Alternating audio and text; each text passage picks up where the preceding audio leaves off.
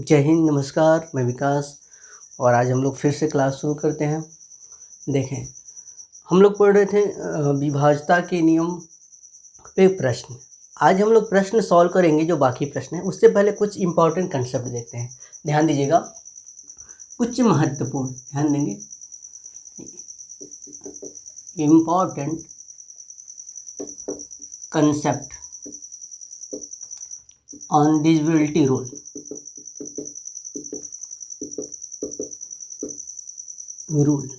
अब आप देखें, या आप देख लें क्योंकि इसका ज़रूरत पड़ेगा जो क्वेश्चन लगाएंगे हम लोग।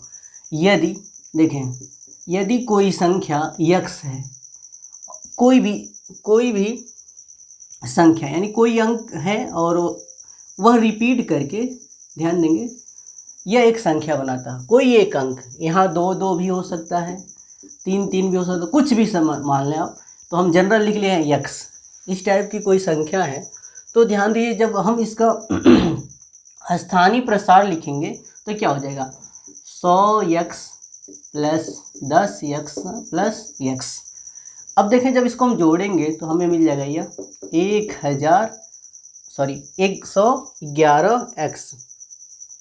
अब आप देखें, फिर थोड़ा सा समझिएगा, क्या यह जो 111 है इसका भी कुछ फैक्टर हो सकता है, कुछ गुणनखंड?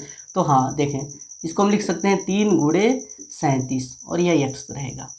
अब आप देखें, आप कह पाएंगे अगर इस टाइप की कोई संख्या हो, एक ही अंक रिपीट करके 3 अंकों की एक संख्या अगर बनी हो तो यह हमेशा किससे विभाजित होगा? तो आपको याद रखना है, यह 3 से विभाजित होगा, यह 37 से विभाजित होगा और 111 से तो यह विभाजित ही होगा। इससे ध्यान दें, इन 3 से तो यह अनिवार्य रूप से विभाजित होगा। इसके अलावा भी, जैसे मान लेंगे यक्स यहाँ क्या है उस पर निर्भर करेगा, इसके अलावा भी और भी कुछ संख्याओं से विभाजित होगा, लेकिन अनिवार्य रूप से 3 से विभाजित होगा। अब आते हैं हम लोग दूसरे पे। अच्छा, अब देखें, यदि एक ही अंकों की संख्या यहाँ 3 बार थी, अगर यह रिपीट करके 6 बार हो जाए, ध्यान देंगे 6 बार, 1 2 3 4 5 6, तो ध्यान दें, जब हम इसको भी प्रसारित करेंगे ना, ध्यान देंगे, जब हम इसको भी प्रसारित करेंगे ऐसे, यह लाइन हम इग्नोर करें, वह आप समझ पाएंगे अब, तो यह भी आ जाएगा 1 1 1 1 1 और 1 x। अब देखें, अब हम जब इसका गुणनखंड करेंगे, इसका ध्यान देंगे, ये किससे किससे कटेगा? तो आप देखेंगे यह 3 से कट जाएगा, यह 3 से कट जाएगा, यह 7 से कट जाएगा। इसका गुणनखंड करें हम, 7 13 11 से कट जाएगा, 13 से कट जाएगा और यह 37 से भी कट जाएगा। इसका गुणनखंड निकालना है, ध्यान दीजिएगा, हम इसका गुणनखंड निकाल रहे थे। अगर आप चाहें, अगर आपको कभी भी कन्फ्यूजन हो ना, आप तुरंत देखें निकाल सकते हैं। 1 1 1 आप 6 वाले लिख लेंगे, 1 2 3 4 5 6। देखें, ये 3 से कट रहा है, 3 3 9, 2 बचेगा, 3 7 21, 3 7 21, एक जाएगा भाग नहीं जाएगा, एक उतारेंगे भाग नहीं जाएगा, फिर डबल एक उतारेंगे, 3 3 9 और फिर 3 7 21। आप भाग दे के देख लेंगे। 7 से देखें, 7 बचे 35, 2 बचेगा 20 हो जाएगा, 7 दूनी 14, 6 बचेगा, 7 9 63 और फिर 7 करने 7। अब आप देखें 11 से कटेगा, 11 से काटे, 11 चौक 44, 6 2 8 89 हो जाएगा, 11 8 88, एक बचेगा, 11 करने 11। देखें 13 से कट जाएगा, यह 13 39, 13 चौक 52 अधिक हो जाएगा, 13 39, 1 40 91 हो जाएगा, 13 7 91, यह 37 से कट जाएगा। तो आप देख पाए होंगे, यह आएगा पहले, जैसे हमने यहाँ इसको सॉल्व किया है तो यह आया है, इस तरह यहाँ ये आएगा। तो अब हम इसका गुणनखंड कर दिए, ध्यान दें, कामा नहीं लगाएंगे, इसका गुणनखंड हम किए, इसी का, इसका हम गुणनखंड किए तो हमें यह प्राप्त हुआ। तो आप कह पाएंगे कि अगर एक अंक रिपीट करके 6 अंकों की कोई संख्या बने तो यह हमेशा किससे विभाजित होगा? तो ध्यान दीजिए, आप कह पाएंगे कि यह संख्या, आपको बस यही याद करना है, यह संख्या किससे किससे विभाजित होगा? 3 से, 7 से, 11 से, 13 से, 37 से, और खुद इतना ही नोट कर लेंगे क्योंकि इतना बड़ा नहीं आएगा, इससे यह विभाजित होगा। अब आप देखें, यह तो एक अंकों की बात हो गई। अगर हम 2 अंकों की बात करें, ध्यान देंगे, 2 अंकों की बात करें, अगर मान लेते हैं हम कोई संख्या लेते हैं XY और XY, ध्यान दीजिएगा सभी इंपॉर्टेंट कंसेप्ट हैं। यानी 2 अंकों की कोई संख्या थी XY और फिर इसी को रिपीट करके हम 4 अंकों की संख्या बना लें। तो अगर हम इसका प्रसारित रूप लिखेंगे स्थानीय मान के रूप में, तो देखें यह क्या हो जाएगा, यह हो जाएगा आपका 1 2 3 1000x, फिर हो जाएगा आपका 100y plus 10x plus y।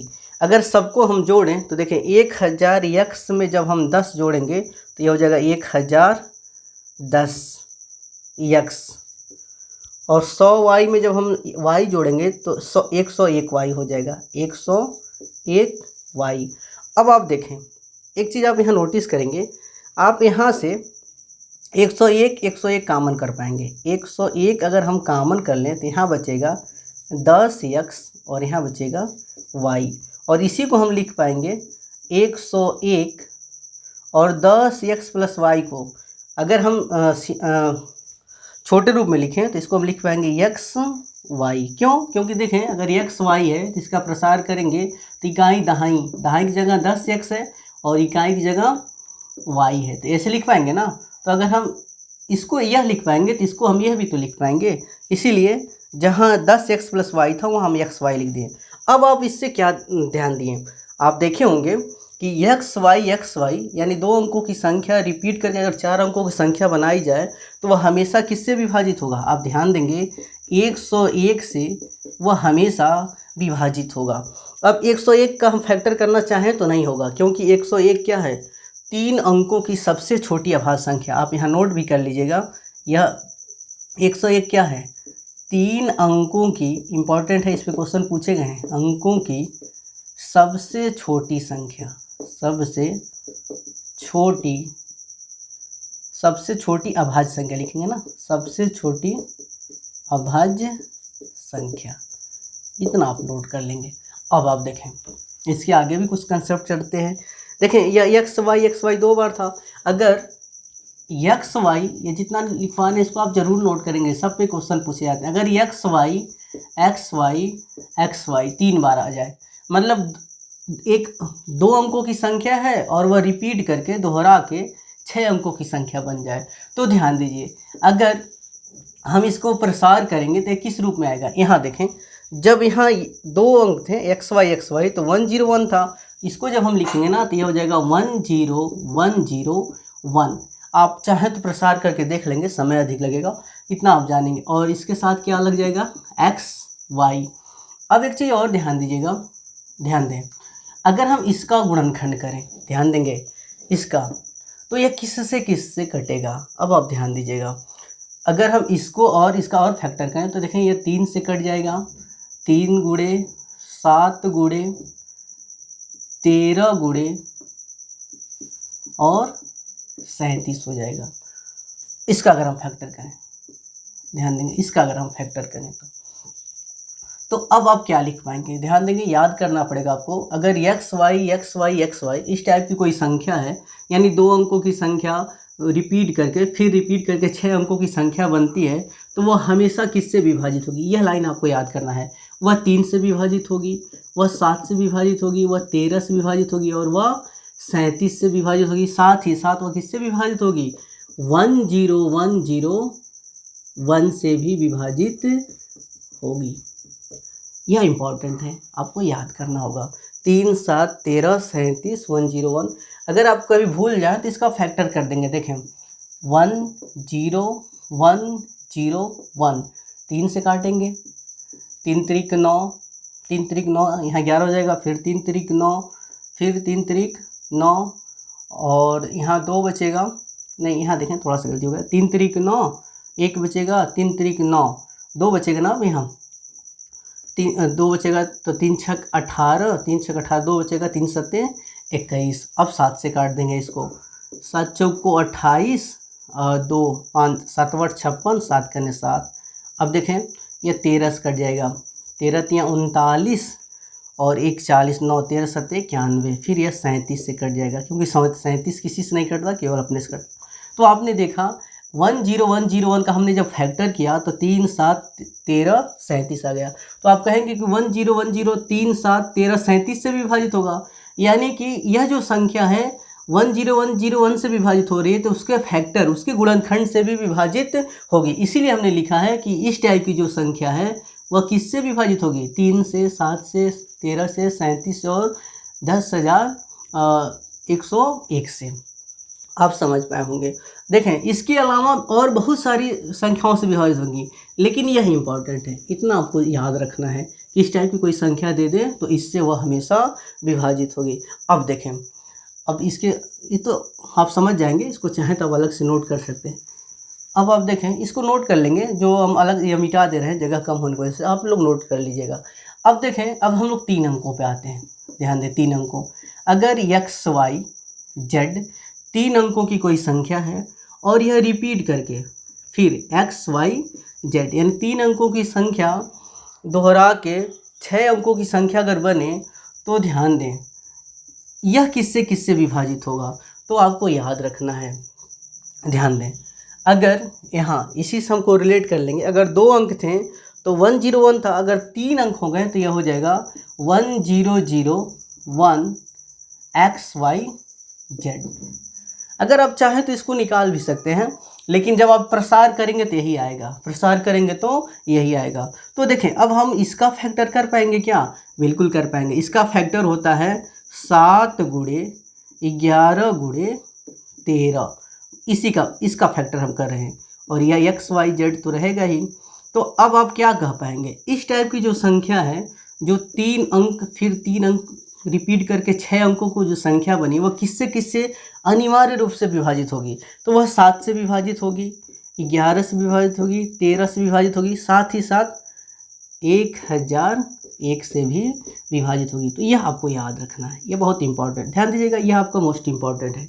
इस पर बहुत सारे क्वेश्चन पूछे गए हैं, SSC में, कई एग्जामों में पूछे गए हैं। अब आप देखें, हालांकि इस पर तो अभी क्वेश्चन नहीं पूछे गए हैं, लेकिन आप देख सकते हैं, अगर मान लेते हैं अगर 4 अंकों की कोई संख्या हो जाए, जैसे मान लेते हैं XYZ के बाद क्या ले, हम चलिए दूसरा कुछ ले लेते हैं, MNOP और फिर MNOP, 4 अंकों की संख्या रिपीट करके 8 अंकों की संख्या बनाएं तो यह किससे विभाजित होगी, ध्यान देंगे, यह किससे विभाजित होगी। तो देखें, अगर यहाँ 2 जीरो था तो यहाँ 3 जीरो हो जाएगा, 1 0 0 0 1, और साथ में इसके क्या आ जाएगा, MNOP, यानी यह इससे विभाजित होगी। अब इसका भी गुणनखंड कर लेंगे, जो जो आएगा उससे विभाजित होगी।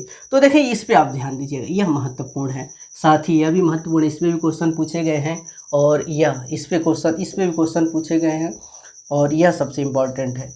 यह जितने कंसेप्ट आपको बताए गए हैं काफ़ी महत्वपूर्ण है, जिसे आप लोग निश्चित रूप से 1-2 बार लिख कर प्रैक्टिस कर लेंगे। अगर आपको कहीं भी डाउट हो, जैसे हमने लिखा है यह 10101, इसके बाद हम यह कहाँ से ला दिए, तो हम इसका गुणनखंड किए थे, यहाँ हमने मिटा दिया, तो आप अपनी कॉपी पे 10101 का फैक्टर कर लेंगे, तो उससे आपको आइडिया मिल जाएगा। यहाँ हमने किसका फैक्टर किया है, 1001 का जब आप फैक्टर करेंगे, यहाँ देख लें किससे किससे कटेगा, 7 से कटेगा।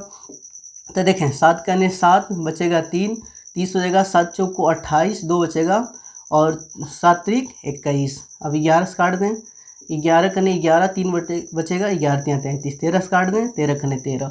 तो आपने देखा कि 1001 का फैक्टर क्या गया, 7 11 13, तो 7 11 13 हमने लिखा है, यानी कि इसके जगह हम 7 गुणे 11 गुणे 13 भी लिख सकते हैं। तो अब क्या कह पाएंगे, 7 11 13 और 1001, यानी यह संख्या 7 से विभाजित होगी, 11 से, 13 से और 1001 से। आप जानते हैं अगर इसके यह गुणनखंड हैं तो इससे अगर यह संख्या विभाजित हो रही है तो इसके गुणनखंड से भी विभाजित होती है, इतना आप लोग नोट कर लें। चलें क्वेश्चन सॉल्व करते हैं हम लोग। देखें, क्वेश्चन नंबर 8 था, इसमें थोड़ा सा माइनर फॉल्ट था। यह संख्या 8 से विभाज्य है, कहा गया था यह 8 से विभाज्य नहीं, इस संख्या को 8 से भाग देने पर शेषफल क्या आएगा, कहा गया था इस संख्या को 8 से भाग देने पर शेषफल क्या आएगा। तो ध्यान दीजिए, 8 से विभाज्यता का नियम हम लोगों ने पढ़ा है कि अगर कोई संख्या 8 से विभाज्य है तो उसके अंतिम 3 अंक 8 से कटने चाहिए। अगर अंतिम 3 अंक 8 से नहीं कटते तो संख्या 8 से विभाज्य नहीं है। अगर नहीं कटेंगे तो कुछ शेषफल मिलेगा। तो ध्यान दीजिए विभाज्यता का रूल जहाँ तक अप्लाई होता है 3 अंकों तक, तो 3 अंक लेके ही हम क्या करते हैं, शेषफल भी निकालते हैं। अगर 8 से हम भाग दें तो 8 चौक 32, यहाँ बचेगा 2, 6 8 त्रिक 24, तो आपका शेषफल क्या आ जाएगा 2। यही आंसर होना चाहिए। शेषफल 2 बचेगा, यहाँ देख लेंगे शेषफल 2 बचेगा। चलिए अब हम लोग अपने क्वेश्चन पे आते हैं। क्वेश्चन नंबर 10 से शुरुआत करते हैं। 9 तक हम लोगों ने कंप्लीट कर लिया था। क्वेश्चन नंबर 10 देखें, यक्स के किस मान के लिए यह संख्या 46393x एट 11 से विभाज्य है। कहा गया है कि यह 11 से क्या है, विभाज्य है। अगर यह संख्या 11 से विभाज्य है तो 11 से विभाज्यता के नियम में आपको बताया गया था कि सम और विषम के स्थान के अंकों के योग का अंतर या तो 0 आना चाहिए या तो 11 का गुणज आना चाहिए। तो ध्यान दीजिए, हम या पीछे से या फिर आगे से किधर से भी हम सम विषम के स्थान लेंगे। तो देखें, अगर हम विषम की बात करें तो 1 3 और 5 7 के स्थान पे क्या क्या है, तो आप कहेंगे 4 4 3 7 7 3 10 10 8 18। और अब देखें बचा क्या क्या है, 6 6 9 15 15 धन x हो जाएगा, 15 धन x हो जाएगा। अब आप देखें इसका अंतर हमें निकालना है और यह अंतर किसके बराबर होना चाहिए, या तो 0 के या तो 11 का मल्टीपल होना चाहिए, 11 का गुणज होना चाहिए। तो आप देखें, अब आप यहाँ ध्यान देंगे, अगर हम इसको थोड़ा सॉल्व कर लें तो देखें, अगर हम 15 धन x में से इसको घटा दें तो क्या बचेगा, 15 धन, एक स्टेप और बढ़ा लें, 15 धन x में से अगर हम 18 घटा दें तो देखें या तो 0 आना चाहिए या तो 11 का मल्टीपल होना चाहिए। तो देखें अगर 18 में से 15 घटाएंगे, यह माइनस है ना, तो प्लस माइनस घट जाता है क्योंकि हमने इसको घटाया है। तो 18 में से 15 घटाएंगे तो x माइनस 3 बचेगा बराबर 0। अब बताएं x का क्या मान रखें कि 0 आ जाए। तो अगर हम यहाँ 3 रख देंगे, 3 में से 3 जाएगा 0, तो आप कहेंगे x का मान क्या हो जाएगा 3। या फिर आप ऐसे भी देख सकते थे, x माइनस 3 बराबर 0 है, पक्षांतर कर देंगे तो x बराबर क्या हो जाएगा 3। ऐसे हम करते हैं। अब आप देखें, आपको इतना भी करने की बहुत ज़रूरत नहीं थी, आप यहीं देखे होते। देखें इन दोनों का अंतर हम पहले देखेंगे 0 आ रहा है कि नहीं। अगर 0 नहीं आ पाएगा, अगर माइनस में आने लगेगा तब हम 11 पर जाते हैं। तो देखें अगर यहाँ 15 धन x है, यहाँ 18 है, तो अगर हम यहीं x का मान 3 रख दें तो 15 धन 3 18, 18 में से 18 घटाएंगे क्या आ जाएगा 0। तो हम यही जज कर पाए थे कि x का मान क्या होगा 3 होगा। इतना करने की भी आवश्यकता नहीं थी। और प्रैक्टिस के निर्भर करेगा कि आप जल्दी से जल्दी कैलकुलेशन कर पाएंगे जब आप बार बार सॉल्व करेंगे। तो चलिए इस क्वेश्चन पे आते हैं। यहाँ क्या कहा गया है कि 15x 1y2 यह 44 से विभाज्य है। ध्यान देंगे, यह संख्या किससे विभाज्य है, 44 से विभाज्य है। अब आप देखें 44 के विभाज्यता का नियम तो हम लोग पढ़े नहीं थे, लेकिन हमने आपको बताया था इस संख्या को अगर हम 2 भागों में बांटें और दोनों के बीच का जो कॉमन 1 हो, यानी कि HCF 1 हो, तो वह संख्या दोनों से विभाजित होगी। तो हम इसको क्या लिख पाएंगे 4 गुणे 11। अब आप ये चेक कर लीजिएगा, 4 11 में कुछ कॉमन तो नहीं है, यानी इसका HCF 1 आना चाहिए, यानी इसमें हाईएस्ट कॉमन 1 आना चाहिए। दूसरे शब्दों में कहें कि 4 और 11 1 के अलावा किसी और से विभाजित ना हो। तो आप कह पाएंगे कि हमने जो ये 2 संख्याएं ली हैं ये दोनों अभाज्य हैं, सभाज्य हैं। तो हम क्या करें, जो संख्या 44 से विभाज्य है वह 4 और 11 से भी विभाज्य होगी। हम एक बार 4 से विभाज्यता का नियम लगा लें, एक बार 11 से विभाज्यता का नियम लगा लें। हो सकता है हमें 11 से विभाज्यता के नियम पर ही आ जाए, क्योंकि अगर हम 4 से यहाँ विभाज्यता का नियम लगाएंगे तो 4 से विभाज्यता का नियम क्या करें, अंतिम 2 अंक 4 से विभाजित होने चाहिए। तो ध्यान दीजिए, अगर हम 4 से विभाज्यता का नियम लगाएंगे तो यहाँ y के कई मान आ जाएंगे। तो ऐसा है कि हम अपनी सुविधा के लिए हम 11 से विभाज्यता का नियम लगा लें। तो 11 से विभाज्यता का नियम क्या करता है, एक अंक छोड़ के आप जोड़ दें, यानी 1 + x + y, और फिर क्या यहाँ बच जाएगा 5 1 और 2 7, 5 1 6 6 2 8, 5 धन 1 धन 2। अब देखें यह किसके बराबर आना चाहिए, यह तो 0 के बराबर या 11 का गुणज होना चाहिए। तो देखें 1 + x + y, इसको तो ऐसे रहने दें। अब यहाँ देखें क्या हो जाएगा, ये अंतर का निशान होता है। अंतर का निशान मतलब बड़े में से हमें छोटा घटाना होता है। तो 5 2 7 7 1 8। अब आप देखें अगर हमें 0 लाना है, 0, तो हम क्या कर सकते हैं, यहाँ 8 है, यहाँ 1 है। अगर इस x y का मान अगर हम 7 रख दें, ध्यान दीजिएगा, 7 1 8 हो जाएगा, यहाँ भी 8 हो जाएगा, यहाँ भी 8, तो दोनों का अंतर 0 आ जाएगा ना। तो बड़े आसानी से आप कह पाएंगे कि x और y जो हमसे पूछा गया था उसका मान क्या हो जाएगा, 7। यहाँ 4 की कोई ज़रूरत ही नहीं पड़ी। बात समझ रहे हैं ना, यहाँ 4 की कोई आवश्यकता ही नहीं पड़ी। चलिए यहाँ तक आप लोग नोट कर लें, फिर अगले क्वेश्चन पे आते हैं हम लोग। चलिए अगला क्वेश्चन देखते हैं हम लोग। क्वेश्चन नंबर 12 देखें। 8 अंकों की संख्या लिख लेते हैं। संख्या है 179x091y, यह 88 से विभाज्य है। क्वेश्चन में कहा गया कि संख्या 88 से विभाज्य है। अब 88 के विभाज्यता का नियम हम नहीं जानते हैं, तो हम क्या करें, इसका 2 गुणनखंड करें। अब देखें हम इसको क्या लिख पाएंगे, 11 8 88, यानी 8 × 11। अब आपको यही एक बार चेक कर लेना है कि इसमें कुछ कॉमन तो नहीं है। तो आप देखेंगे इसका HCF क्या है, 1 ही है, क्योंकि इसमें कुछ कॉमन नहीं है, या 1 से ही कटेंगे। अब हमको क्या करना है, अगर ये संख्या 88 से विभाजित है तो ये संख्या 8 से भी विभाजित होगी और 11 से भी विभाजित होगी। तो हम क्या करें, हमें क्या निकालना है, 5x - 8y। तो हम x का मान निकाल लें और y का मान निकाल लें। तो देखें हम अगर 8 के विभाज्यता का नियम लगाएं तो 8 का विभाज्यता का नियम क्या कहता है, अंतिम 3 अंक 8 से विभाजित होने चाहिए। तो 9 1 y यह 8 से विभाजित होने चाहिए। तो देखिए अगर हम 8 से विभाजित कर दें तो 8 9 72, नहीं अब इसको काट लें, 8 करने 8, देखें बचेगा क्या, 1, इसको 1 उतारेंगे तो 8 करने 8, यहाँ बचेगा 3। अब इस y का मान देखें क्या होगा, y का मान।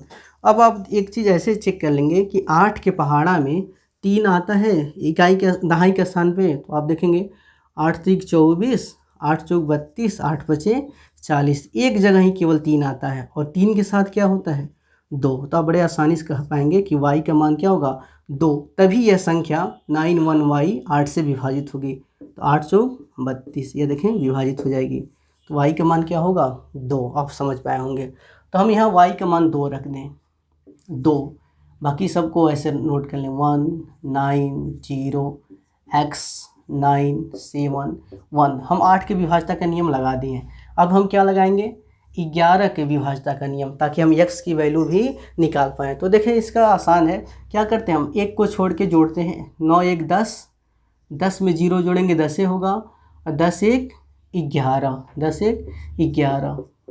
अब बचा क्या, दूसरे क्वेश्चन में देख लेंगे, 7 धन x 7 और 7 9 16, 16 2 18, 18 धन x आ जाएगा। इसका अंतर या तो 0 आना चाहिए या तो 11 का मल्टीपल होना चाहिए, ध्यान दीजिएगा। तो देखें अगर हम x का कोई भी मान रखें, क्या यह 0 आएगा, क्यों, हम x का मान माइनस में तो रख नहीं सकते, तो यहाँ 0 नहीं आएगा। तो हम क्या करेंगे, हम 11 पे जाएंगे, हम क्या करेंगे 11 पे जाएंगे। या फिर और आसान करने के लिए इसको एक स्टेप और सॉल्व कर लें। सॉल्व करेंगे तो देखें 18x में से इसको घटा दें, तो 18 धन x में से जब इसको घटाएंगे तो बचेगा x, 18 में से 11 को घटाएंगे तो ये हो जाएगा x धन 7 बराबर 0 या फिर 11 का मल्टीपल। अब आप देखें हम x का मान माइनस में तो रख नहीं सकते कि माइनस में रख दें 0 हो जाए। अब x का मान कुछ ऐसा रखें जिससे 0 हो जाए, तो 0 नहीं हम ला पाएंगे, तो हम क्या लाएंगे, हम 11 लाएंगे। तो देखें x का मान अगर हम 4 रख दें तो 4 और 7, 4 7 क्या हो जाएगा, 11 हो जाएगा ना। तो आप कह पाएंगे x का मान क्या होगा, 4 होगा। अब हम वैल्यू निकाल लें, हमें वैल्यू किसका निकालना था, 5x - 8y का। तो हो जाएगा 5 × x का मान 4 - 8 × y का मान हमने निकाला है 2। तो यह हो जाएगा 5 चौक 20 - 8 दूनी 16, और घटा देंगे आपका आंसर आ जाएगा 4। यहाँ अगर डाउट हो तो एक बार फिर से देख लें। यहाँ अगर डाउट हो तो 18 धन x था 11, इन दोनों का अंतर 0 नहीं आएगा, क्योंकि x का मान हम माइनस में नहीं रख पाएंगे।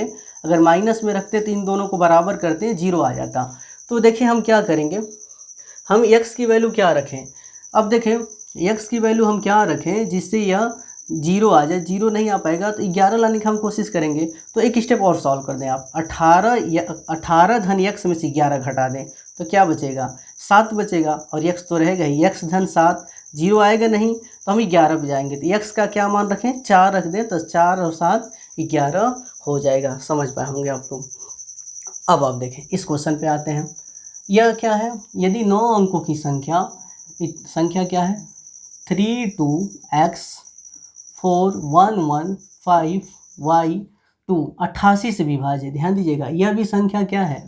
88 से विभाज्य है। 88 से विभाज्य है। अगर यह संख्या 88 से विभाज्य है तो क्या होगा? पिछले क्वेश्चन की तरह 8 गुणे 11 हम इसको लिख पाएंगे जैसे वहाँ लिखे थे।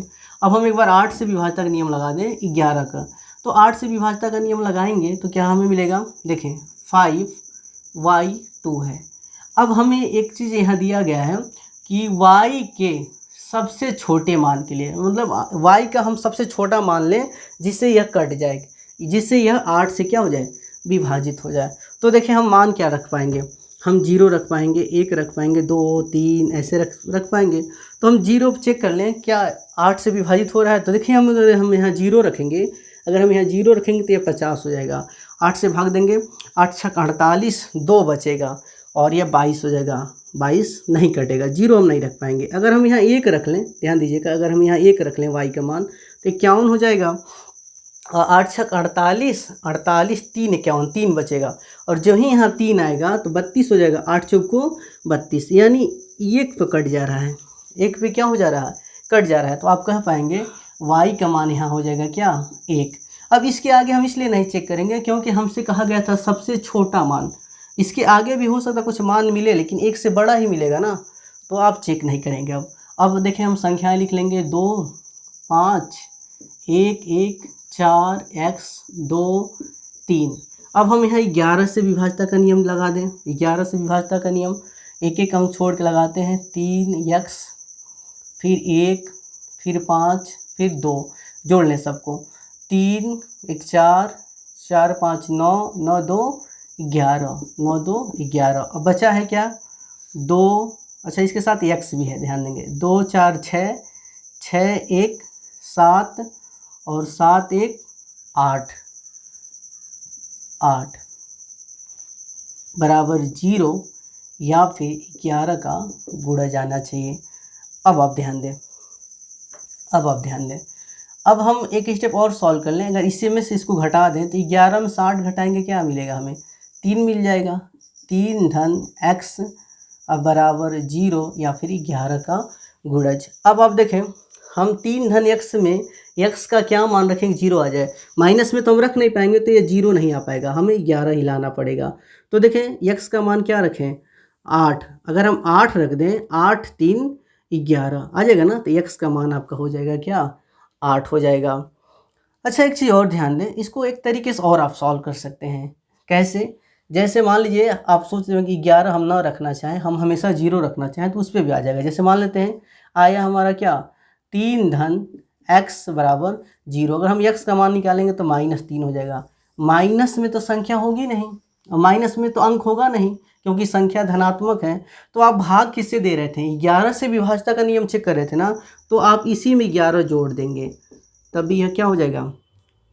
11 में से 3 घटाएंगे 8 हो जाएगा। ऐसे भी हम लगा सकते हैं, इस पे हम लोग चर्चा करेंगे जब हम लोग रिमाइंडर थ्योरम पढ़ेंगे तो वहाँ इस पे विशेष चर्चा होगी, नहीं तो आप ऐसे ही देख पाएंगे। ऐसे देख लें। चलिए अब हमसे पूछा क्या गया है, आते हैं क्वेश्चन पे। 4x minus Y, 4x minus Y हमसे पूछा गया है। मान रखें 4 इंटू एक्स का मान हमने अभी निकाला 8 और y का मान क्या आया था? y का मान देखें, y का मान 1 आया था। देखिए यहाँ 1 रखे थे तभी ना कटा था, 1 रखे थे तो y का मान 1। तो 8 चौक 32, अब 32 में से 1 घटा देंगे 31। यह हमारा आंसर हो जाएगा ऑप्शन नंबर ए। नोट कर लें आप लोग। चलें नेक्स्ट क्वेश्चन देखते हैं हम लोग। Question number 14। 3 अंकों की संख्या दोहराकर 6 अंकों की संख्या बनाई जाती है, जैसे 3 4 7 3 4 7। ध्यान दीजिएगा 3 अंकों की कोई संख्या है, ध्यान देंगे 3 अंक की संख्या है और इसको दोहराकर 6 अंक की संख्या बनाई जाती है।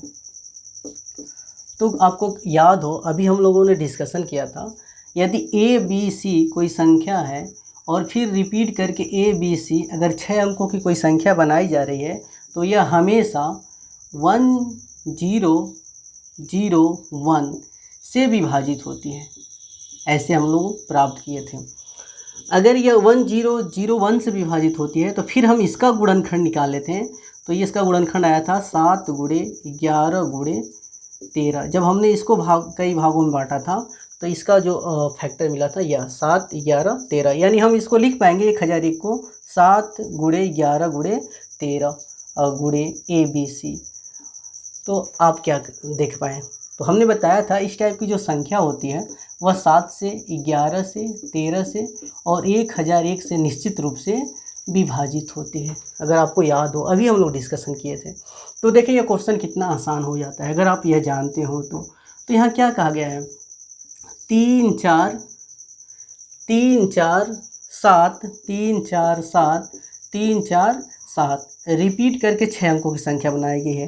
तो आप कहेंगे कि यह हमेशा 1001 से विभाजित होगी, 100% 1001 से विभाजित होगी। साथ ही साथ इसके जो गुणनखंड होंगे 7 11 13, या फिर ऐसे देखें 1001 को हम क्या लिख सकते हैं 7 × 11 × 13। तो अगर यह संख्या 1001 से विभाजित है तो यह 7 से विभाजित होगी, 11 से और 13 से भी विभाजित होगी। तो हम क्या देख रहे हैं ऑप्शन में, केवल 7 से विभाजित है, गलत। अगर कहता 7 से विभाजित है तो हम सही कर देते हैं, केवल 7 से विभाजित है, 11 और 13 से विभाजित नहीं है, तो ये गलत है। केवल 11 से विभाजित होगी, गलत। केवल 13 से विभाजित होगी, गलत। 1001 से विभाजित होगी, यही हमारा आंसर हो जाएगा था।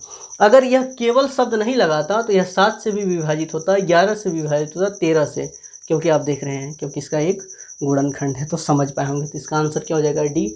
और ये बहुत इंपॉर्टेंट है, कई बार SSC के एग्ज़ाम में पूछा गया है, ग्रेजुएशन लेवल तक के एग्ज़ाम में। अब आते हैं इस क्वेश्चन को देखें। ये क्वेश्चन तो देखिए CPO 2019 सबसे लेटेस्ट एग्जाम का क्वेश्चन है। क्वेश्चन क्या है, कोई 6 अंकों की संख्या है 4 7 9 x y z और यह किससे विभाजित है, ध्यान देंगे, यह 7 से भी विभाजित है, 11 से भी विभाजित है और 13 से भी विभाजित है। अगर यह 7 11 13 से संख्याओं से अलग अलग विभाजित है तो इनके गुणनफल से भी यह विभाजित होगा, यह आप जानेंगे।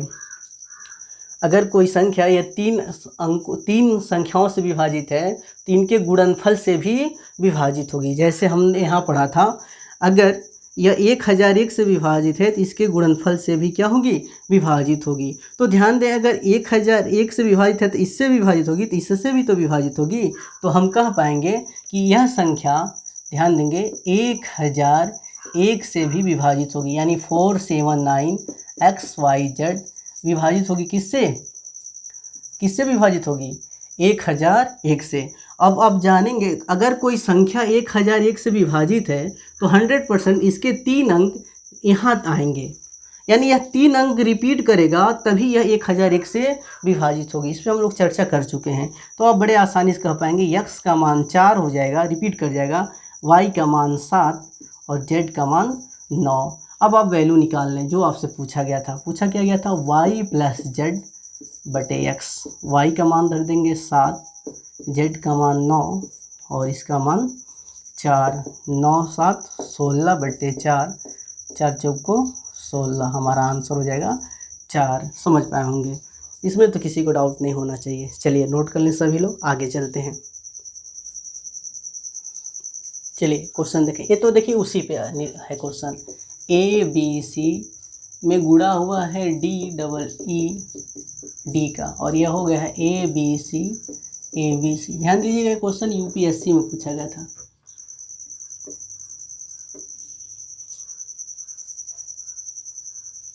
अब आप देखें, कहा गया है कि ABC में गुणा कर रहे हैं किससे, DEED से, और फिर ABC प्राप्त हो रहा है। यह कब संभव है, ध्यान दीजिएगा, यह कब संभव है, जब इस संख्या का एक फैक्टर क्या है 1001 आए, तभी यह संभव है। कि यह रिपीट कर जाएगा ए बी सी, क्योंकि हम लोग अभी ने पढ़ा था ए बी सी अगर संख्या हो तो यह होता है 1001 गुणे ए बी सी। और फिर हमने देखा था 1001 का भी फैक्टर क्या होता है, 1001 का फैक्टर 7 गुणे 11 गुणे 13 गुणे ए बी सी। इसको आप कई बार लिखेंगे क्योंकि यहाँ क्वेश्चन बहुत अधिक चांस है पूछे जाने के। तो आप देखें क्या हो जाएगा, डी का मान 1, ई का मान 0, ई का मान 0, डी का मान 1। तो डी प्लस ई पूछा गया था तो बहुत आसान क्वेश्चन था। डी का मान 1, ई का मान 0, तो क्या हो जाएगा 1। देखें अगर आप जानते हैं तब आसान है, नहीं जानेंगे तो दिक्कत हो जाएगी। इस क्वेश्चन पे आते हैं, यह देखें थोड़ा सा अच्छा क्वेश्चन है, नया अप्रोच पे कहा गया है 2 2 2, ध्यान दें क्वेश्चन हम लिख रहे हैं 2 2 2 डॉट डॉट डॉट, फिर 2 2 2 ए, फिर 3 3 3 डॉट डॉट डॉट 3 3 3 में 123 अंक हैं। ध्यान दीजिएगा यह इंपॉर्टेंट है, 123 अंक हैं इसमें, 123 अंक।